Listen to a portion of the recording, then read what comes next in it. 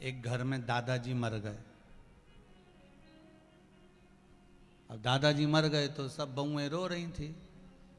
दादाजी चले गए तो अब मोहल्ले के लोग आते हैं तो वो समझाते हैं, देखो अब ये तो भगवान के हाथ में है साहब, अब ये कौन रचा है, देखो अपने जीवन को थोड़ा सा धैर्य बांधो, अब मत रो। समझाते लोग, बोलो समझाते कि नहीं समझाते? समझाते हैं ना। जब किसी के मरे में जाओ तो समझाते हैं, देखो अब जो तो लिखा है भाग्य में वो तो होकर रहेगा, अब उसको क्या कर सकते हो। कितना विचित्र जीवन है। उसके दादा शांत हुए तो तुमने जाकर समझाए, और तुम्हारे दादा निपटे। कौन आया? जिसको तुमने समझाया था वही पलट के, अब क्या कर सकते हैं। देखो जीवन बड़ा छोटा सा है।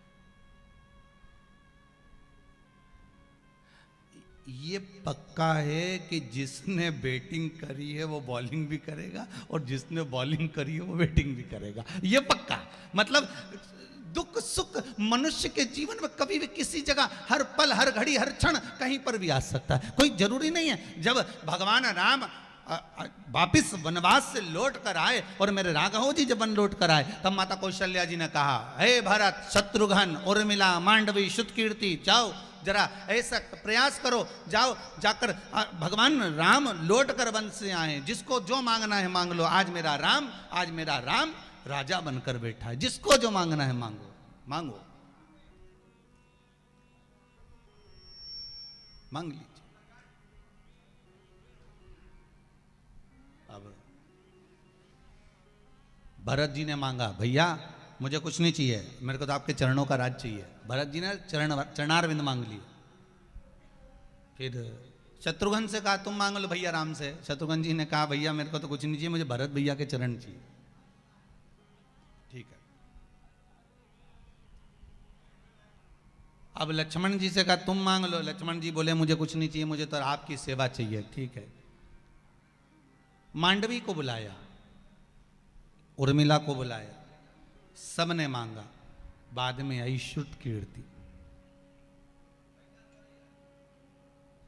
माता श्रुतकीर्ति आई और श्रुतकीर्ति से कहा माता कौशल्या ने, आज भैया राम तुम्हारे राजा बने हैं, मांग लो क्या चाहिए। सबने मांग लिया, तुम ही रह गई हो, बोलो क्या चाहिए।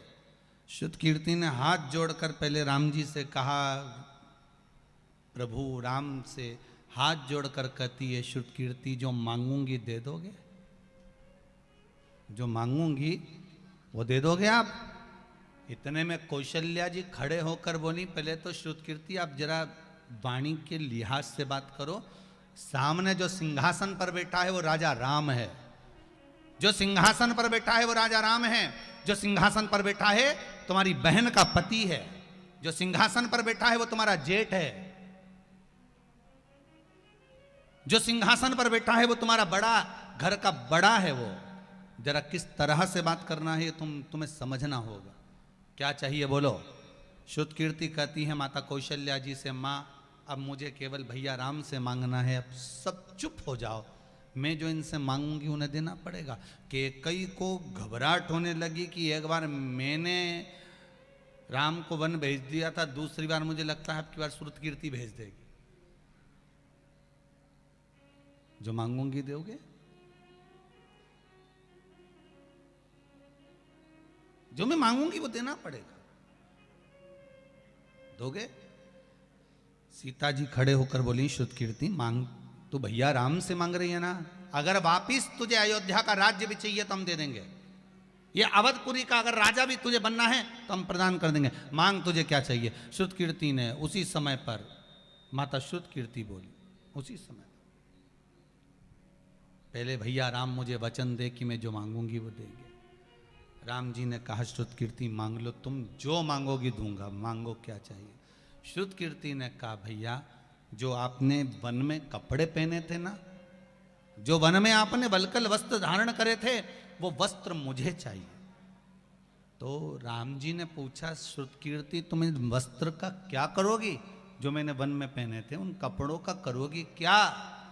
श्रुतकीर्ति कहती हैं, भैया जो कल राजा बनने वाला था एक रात में सत्ता पलट गई और वो वन वन डोलता फिरा, तो जीवन का क्या भरोसा है कब किसको कौन से कपड़े पहनने पड़ जाएं। इसलिए वो कपड़े में संभाल कर रखना चाहिए।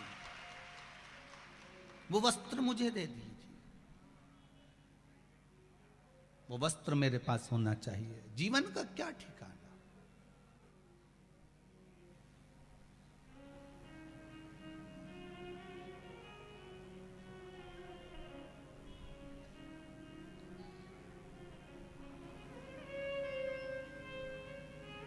जीवन का भरोसा क्या है, ठिकाना क्या है, कब कौन से वस्त्र धारण करना पड़ जाए, कब कौन से वस्त्र पहनना पड़ जाए, कब कौन से वस्त्र हमारे जीवन में हम धारण कर रहे हैं, ये कोई भरोसा जीवन का नहीं है।